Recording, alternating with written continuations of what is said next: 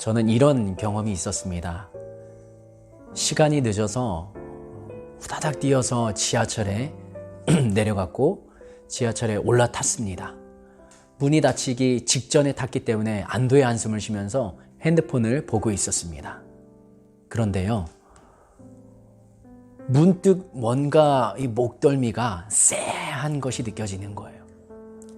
그리고 귀를 기울여서 내리는 정류장에 나오는 소리를 들어보니까요, 제가 가는 방향에 반대 방향의 지하철을 탔던 것입니다.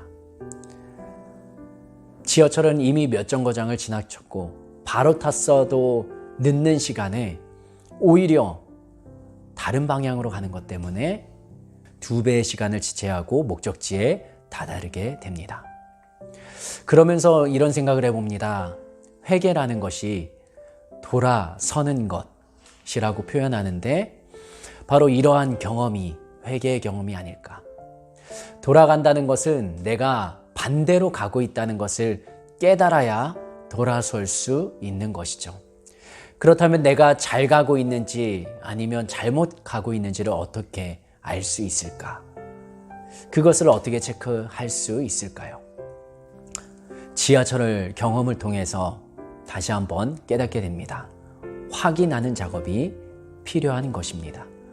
귀를 기울여서 눈을 바라보면서 내가 내려야 될 목적지와 지금 내가 가고 있는 것이 맞는 동일한 방향인지를 계속 체크해야 하는 것이죠. 우리의 신앙생활을 하면서 하나님을 향해서 가지 못하고 잘못된 길로 빠질 때가 있습니다.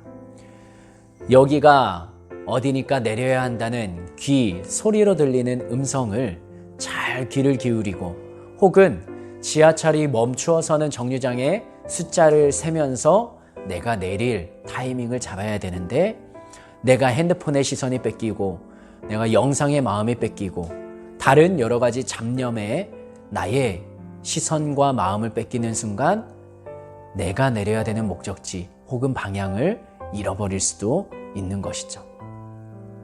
그렇게 우리들은 신앙생활을 하면서 하나님의 말씀을 듣지 못하고 잘못 가고 있는 것을 성경은 죄라고 표현합니다.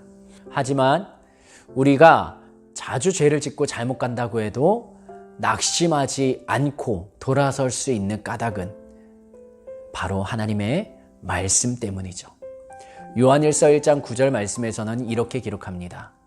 만일 우리가 우리 죄를 자백하면 그는 미쁘시고 의로우사 우리 죄를 사하시며 우리를 모든 불의에서 깨끗하게 하실 것이다.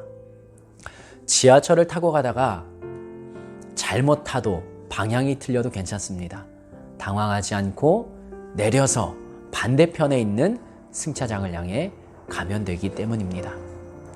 돌아가는 방법을 알고 돌아가는 방향을 향하여서 내 발걸음을 옮긴다면 우리들은 정확한 목적지에 다다를 수 있는 것이죠. 내가 지금 하나님께로 잘 가고 있는지 아니면 잘못 가고 있는지 내 스스로는 삶에 빠져 있을 땐 알 수가 없습니다.